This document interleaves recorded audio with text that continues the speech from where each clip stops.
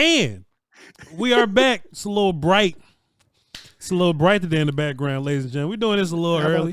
Bryan's recording from the Four Seasons that they got him up in over there.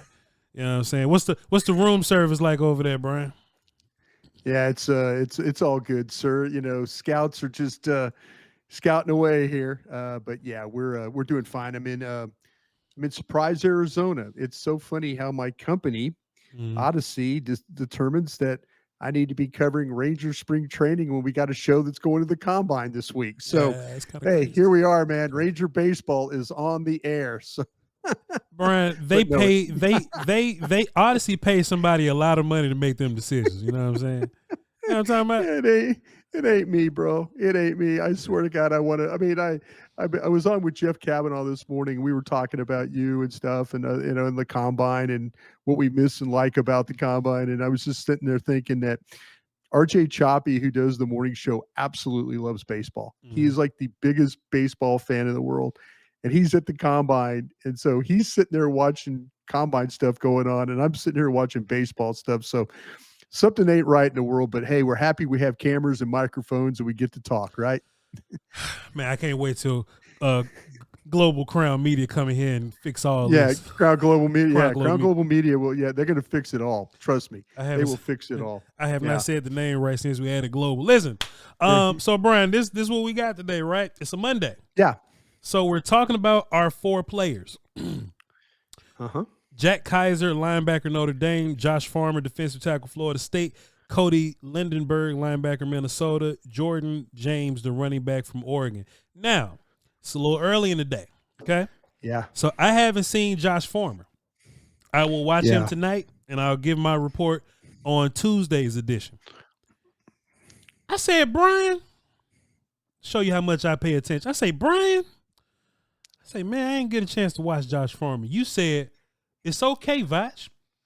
I've watched about 10 of these guys. It's all right. I'll talk about Farmer and you'll get to him whenever you get to him. Well, Bryan, I know what that means. You've watched 10 of these guys. Yeah. That means these linebackers are not inspiring. Because you know what I said, Bryan? When I was watching Kaiser and Lindenberg, I got through them pretty quick too.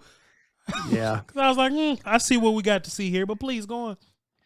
Yeah. I think you're right about, with Kaiser going to be a little bit of an older guy coming out of Notre Dame. He was a 6-year player. If you look at for the Irish and what he was, was able to do, pretty impressive with the fact that, he lined up and played the way he did. But, he's going to be 25 years old. Now, I remember, we were in a situation with Bill Parcells in our first draft with the Cowboys, and Terrence Newman was an older guy. And everybody was saying, well, you can't take an older guy and all this, that, and the other. And then Terrence Newman played like 20 years after that. So, sometimes teams look at that as the absolute ceiling, and then they say, listen, you just can't have an older guy. But if you look at Jack Kaiser play, this guy is a solid run defender. I think the instincts in the run are good. The quickness, the key to diagnose in order to beat the blocker to the spot. I felt like he used his hands good enough, kind of helped him disengage in order to get to the ball. But he's really a limited athlete, and it'll show up when he has to play, and especially when he has to play in coverage. There's snaps where you see him lose track of the receiver in coverage. And, when he's on the field, you'll see him rotate off the field in certain situations because of it. He can only really help you in the passing game kind of as a blitzer. And so he's got some pass rush moves as a blitzer, but, he's still a guy that kind of gets bounced around some. He's just not the biggest linebacker weight-wise. He's only 227 pounds.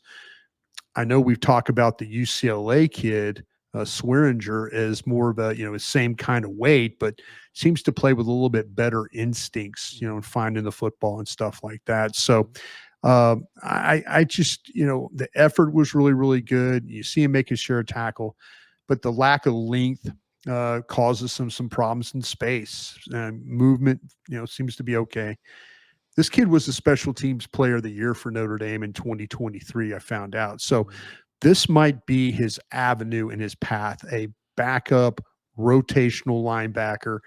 You probably don't want to play him in a whole lot of pass coverage stuff, but maybe the stuff with the special teams and then also some early down stuff might be the avenue that we see with Jack Kaiser. I put him, Voch, in the 5th round is where I put him.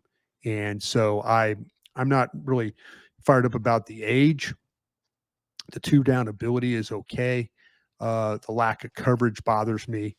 But the special team stuff might be his avenue for being in the National Football League and being on one of the 53-man rosters. Man, Bryan, I don't really want to say no names, but I think I got a bone to pick with some of these lists that come out. Yeah. And I understand moving your list around over time. I get that, right?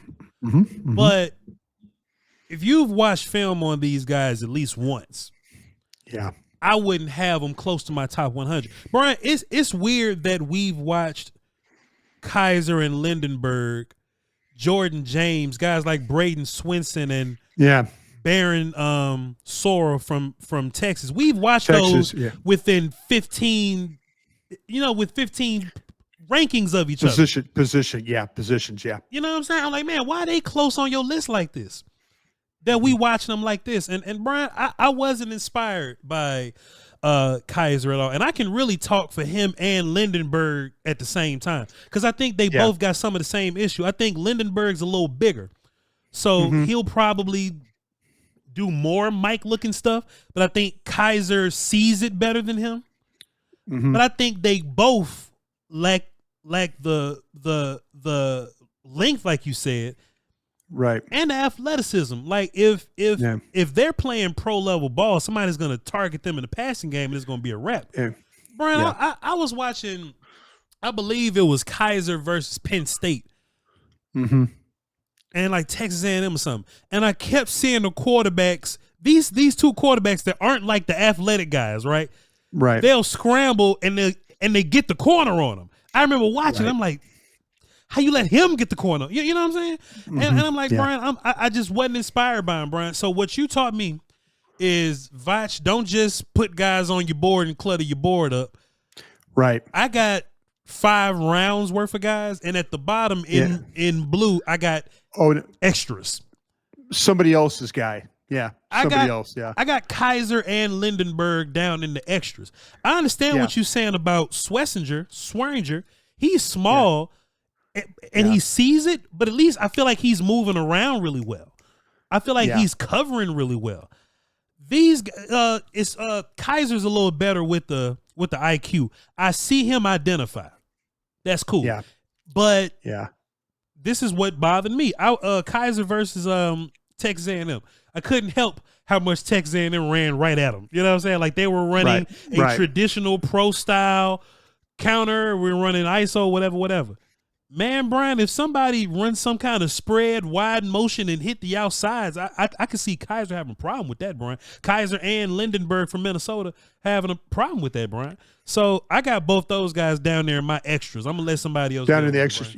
You don't want your board to get cluttered. You're right about that. The thing that's about with and I think you're absolutely right. I don't have Lindenberg much better. And to be honest with you, I think he has to play will linebacker.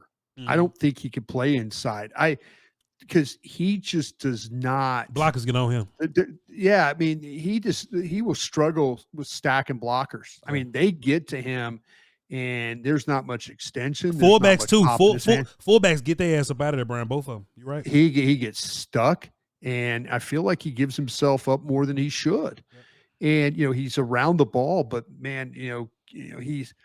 It was just really, really hard. And this kid was an all Big Ten performer this year. And I just thought, man, there were some other linebackers here, but I mean, the coverage can be hit and miss. He has to be kind of the right place at the right time. And then there's others where crossers kind of get by him, receivers get behind him. I thought he'll struggle when he has to move laterally. I didn't see that all that great. I've kind of felt like that he needed to be a will linebacker and kept clean and just run to the ball in order to make plays. Yeah. Because it was really, really clear and evident in the tape that I saw that he can't get off blocks. And he doesn't have any power or pop and to be able to do that. So if you've got him in the others, I see exactly. I couldn't put him in that group. I was trying my best. To kind of put him at least. Bossa and Carter can run around a little bit. Right. I was trying my best to put him in that group where he's up there and he's able to kind of be productive. But I had a real problem. I know we're going to watch a kid, Danny Stutzman, on Wednesday that I've already seen that I feel like a better player. Him and King from Penn State, a couple of guys, maybe throwback linebackers from a days gone by that I like a little bit better. You're giving up some coverage a little bit, but man, you talk about run defenders. And I think with Lindenberg, and then also with Kaiser, I would have them well below that group of Paul and Knight. Yeah. That group, I would have them down on that group. Man, Bryan, you want to talk about this third round grade though, or at least running back, or at least on my board, back. Or at least on you got a running back. Yeah, you got that running back, James, don't you? Bryan, where you got him on yours? I think you got him in the. I think you got him in the right spot. Me personally, though, I kind of struggled with him. I have him. My grade on him would be a 1.40 is what I had on him. Okay, and I've got him above the Neals and the Hunter and the Giddings and then our Rutgers guy. I mean, I got him as the top. I still got guys like with Smith from SMU and others, above him in that third round. Yep. I couldn't get him into that group. Mm-hmm. I think that he does some really good things. And I mean that away. I know Dane Brugler was like super, super high on him, and I was like, not that high. Yeah, I was like, okay. I was thinking like he was talking potentially like a second round guy. And this kid he is a dynamic player in a lot of ways. When he sees it, he's off. He hits the hole in a hurry. Yep. He can capture the corner. He plays with an explosive burst. He can make defenders miss. He can run over defenders. Sure. He caught the ball well enough. They use him kind of as a check down guy more than design routes. They really didn't design anything for him to, let's throw the ball over here. Let's put him out here. Let's put him, in space and see what we have. If he's got a weakness, he just cannot pass block. Sure. He just can't. I think his size, he's 5'10", he's 5'10", 210. I think his lack of size kind of limits him and the technique and the anchor. You just don't see it. You see him kind of get knocked around. Sure. Another guy that gets subbed out when they throw the ball, he'll get subbed out and they'll put, I believe it was number 6 or number 8. They'll put that guy in and that'll be their answer for taking him out of the game. Yeah. The route tree isn't all that great for him here, but he does catch the football. I think he'd be a great fit for a team that runs like a zone scheme where he could just take the ball and explode, take it and explode. And so, but he's got a knack for creating some plays, but I just could not elevate him on my board, above the guys like that. I really, really like I mentioned with Blue and Smith and those guys like that, Junkins, Harvey, Sampson. I couldn't get him in that mix of guys there. All right. So here's my board here, Bryan. And I don't know if you can see it, but I got him right there, Jordan James. Right. So I got him as my last third round guy, and he's like a 139, 138. Okay, I'm in the same ballpark with you then. Yep. So I got him over Giddens, Hunter, and Scatterbo. Because I think his short area quickness and his ability to kind of make a big play out of his, he's not a big blazer guy, which is why I got him behind Blue Smith. Juck is not a blazer neither, but Juck is good, and Samson, right? But him and his contact balance and being able to run through tackles and arm tackles and things like that. I do think I wouldn't call him a horrific blocker because I want to save titles like that for Giddens and them. You know what I'm saying? But he is a guy that kind of throws his shoulder in there. He's not really square. He turns. He's an effort dude. But coaching can kind of fix that just in my own personal opinion. But I think just him as a runner, contact balance guy, I think he was decent catching the ball. I would like for them to throw the ball more to him, but like you said, they took him off the field. But when they did throw it to him, he was able to catch it or whatever. But I liked him, Bryan.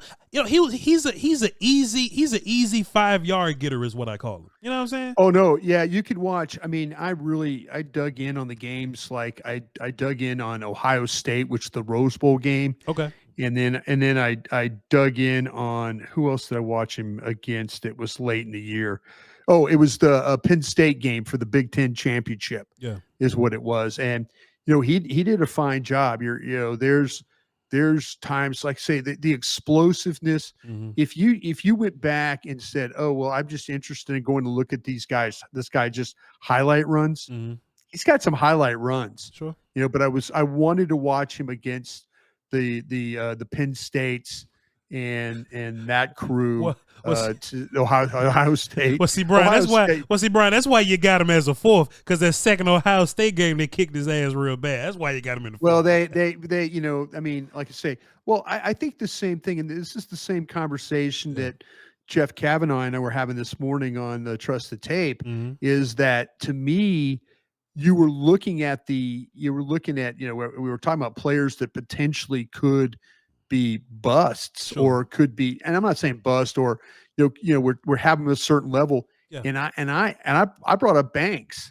I brought up Banks because there's tape you can look at late in the year of these playoff games and stuff where he gets exposed a little bit. Yeah. And so to me, I mean, it depends on when you catch some of these guys. It really, really, really does. But this kid James is a very good player, and like I said, the route part of it is going to need some development, and for sure the blocking part of it's going to need development as well. Brugler got him at like 60 something. I think that's a bit high for me.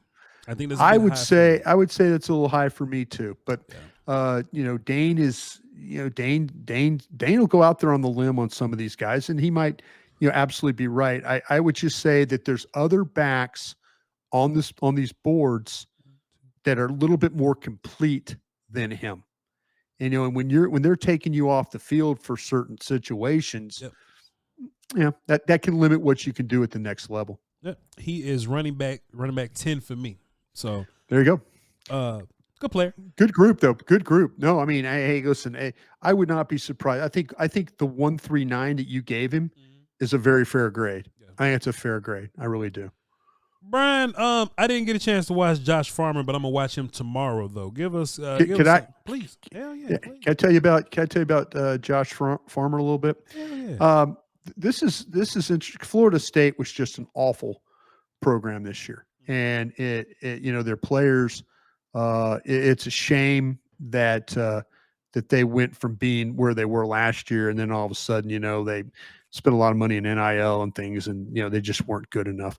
But Josh Farmer he's 6'3", he's 318 pounds. He kind of plays as a 3 technique. When we talk about the 3 technique, that's the outside shoulder of the guards. But I've seen him kind of line up at some 1, but more 3 technique. This guy's a physical player, and he can play up and down the line, as I mentioned. I think he's got initial burst off the ball. I think there's some times where he's really, really quick and others where he's just a tick late. We've kind of seen that with Mozzie Smith. Sometimes he's really good at it. Sometimes he's a tick late. This kid plays with some brute strength and power. He can be dominant when he's one-on-one. He has the strength to kind of throw blockers around with ease. He does play on the opponent's side of the line of scrimmage. I thought he was a good penetrator. I thought he could be disruptive. the powerful hands. He doesn't have many pass rush moves, but his effort and strength, put him in position to make those types of plays. He doesn't always have a plan for how to rush the quarterback, but he manages to find his way to the ball. He'll get caught on more blocks than he should, but he can close on the quarterback when in open space. He plays with some acceleration. He's got some length to him for a tackle, but he will need to continue to work on his pad level because all these tackles tend to get a little high. His problem is especially against double teams. They kind of get under him. His sack numbers at Florida State improved every year that he played. So my hope is that, if you get this type of a guy, whether you play him at the 1 or the 3, like say 6'3", 318, you get a guy that is kind of is learning how to do things. We're going to get into a situation where on Wednesday we're going to Aeneas Peebles is a guy you gave me as a homework assignment, and he's an interesting guy for Virginia Tech. Shorter guy, but same kind of player, but kind of different in some other ways. I'll be interested on Wednesday to hear your assessment of him. But there's a couple of these defensive tackles that are, we've got plenty of these. It appears we've got plenty of these ones. We've got plenty of these threes. I put this guy in the 4th round. Okay. And I've got him over Pegues from Mississippi. So, in my one technique guys, Collins, West, Phillips, and then in the 4th, I saw Peebles, Farmer, and Pegues were my guys there for my 3 techniques there in the 4th round. I'd be interested to see again where you have this guy ranked, but he is a disruptive player at that 3 technique spot. I got a chance to look at his game logs, because that's the first place I go when I download film. Does he make a lot of plays, or is he like a disruptor, pocket pusher guy? He's a pocket pusher guy. Like I said, he really doesn't have a plan he is super active. He spins around. He tries to play on the move. Same thing with Peebles from Virginia Tech that you'll see. Kind of a guy that's always fighting his way to the ball. I don't know if he, like I said, I don't know if he has a great pass rush plan, but man, when he takes that one gap, when he gets that gap, he could be hard because I think he's got some upper body power, and I think he's able to put blockers in some bad spots because of his ability to be able to have that quickness, and all of a sudden he's on that blocker and they don't react to him very well. So that's where I think that's where he's going to be very helpful. You might see him as a 5th round guy. Yeah, I would not be surprised. But like I said, I had him in that mode of where he was getting better. When you look at the numbers, the metrics and all, he's getting better every year. So I was hopeful that maybe there's more football ahead for this guy at 6'3", 318. And he's got some really good size for the position. He is definitely a guy that social media is, bothering me about. Just some of these guys have their fans or whatever. But man, y'all be 5 rounds into Voch. You gotta watch this kid.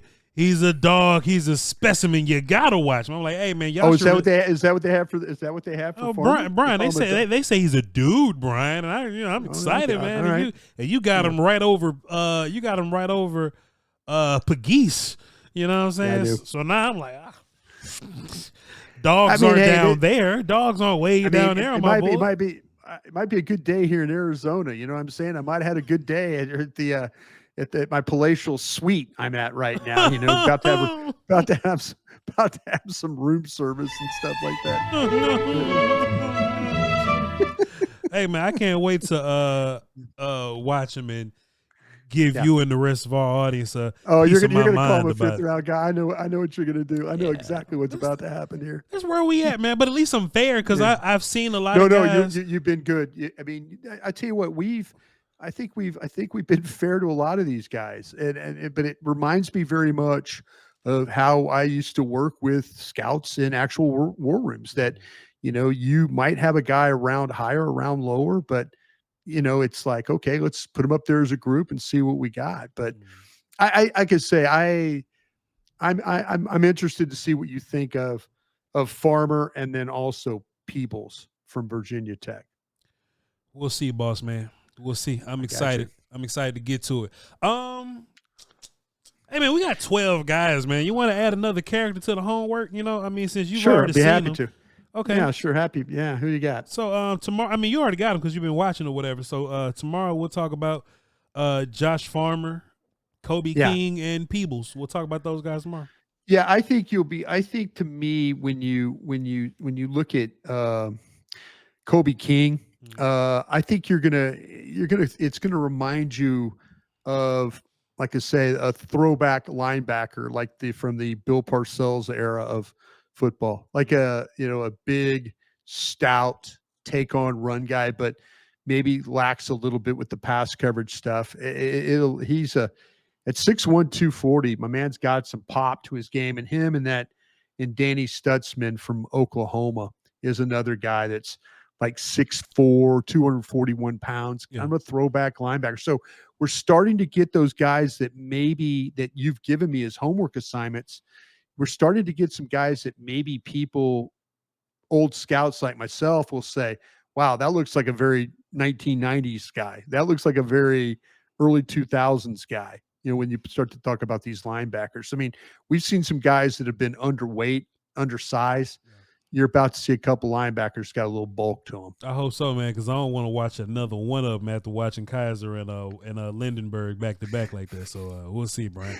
Hey, they'll test your scouting ability a little bit, man. No, they won't. Hey, man, this has been a good early edition of the Doing All Right, Bryan. I appreciate you for making time for me and reaching out and all that. And maybe I'll not be lazy and still do some work at 8:00. Just not this show, but I'll put this out around 3 or 4. Yeah, well, I always like to say I appreciate you always allowing me to come on after my show, and so. We've got some things. We got some time here in Arizona before I have to be on air. So I do thank you, and I thank all our listeners and the people who comment every day about our work, and we really do appreciate you. It does mean a lot when I go through the comments, I read them. I'm encouraged. I'm discouraged that maybe I missed a guy, but I appreciate you guys keeping us honest with your comments. I really do. Boy, I bet we're gonna be on the same page about them linebackers. So everybody go in there and tell us how you agree, and and what's your opinion on the running back Jordan James. We'll have that conversation, and tomorrow we'll talk about Josh Farmer, Kobe King, and Aeneas Peebles, and that'll be a cool little conversation. All right.